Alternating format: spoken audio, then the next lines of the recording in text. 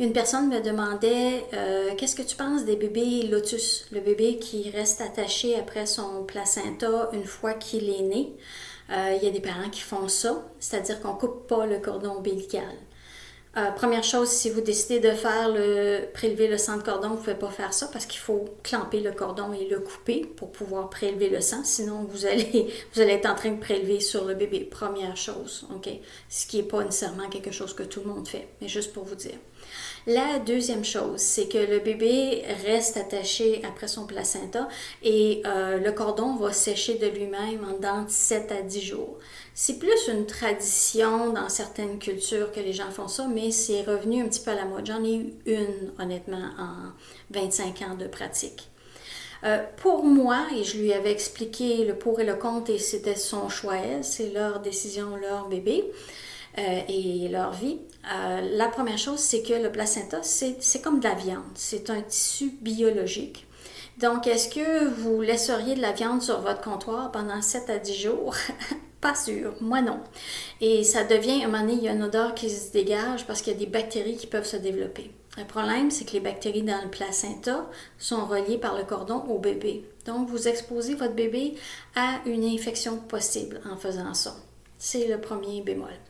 Eux autres, ils me disaient qu'il y avait toutes sortes d'épices qu'ils mettaient le placenta dans un petit sac. Ça ne change rien. Il y a une possibilité d'infection qui pourrait être théoriquement transmise au bébé.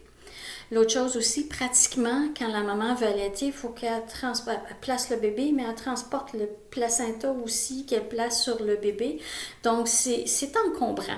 OK? Et comme je vous disais, c'est surtout le risque d'infection, le fait que c'est un matériel biologique qu'on ne devrait pas laisser à température pièce pendant 7 à 10 jours en espérant qu'il ne se passe rien. Donc, pour moi, c'est pas logique. En tant que médecin retraité, ce n'est pas logique de faire ça.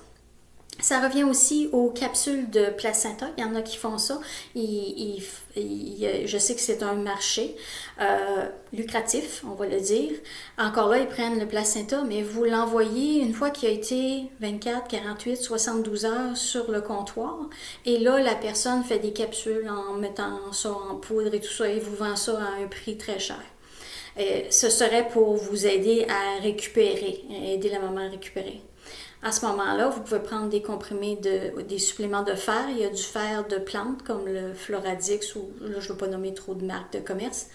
Le fer en comprimé, des fois, va constiper et si vous allaitez, ça peut donner des crampes au bébé. Ça, c'est vraiment si vous faites de l'anémie, c'est votre médecin qui va vous dire ça.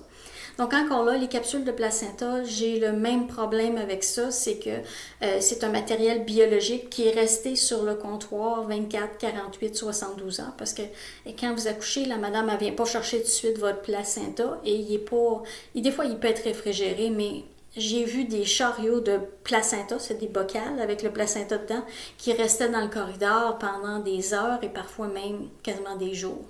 Donc, je ne recommande pas bébé lotus et capsule de placenta. Je l'ai dit, envoyez-moi des tomates, mettez vos commentaires plus bas, l'avez-vous fait, est-ce que c'est merveilleux, parlez-en, êtes-vous pour, êtes-vous contre, on est ouvert à tout.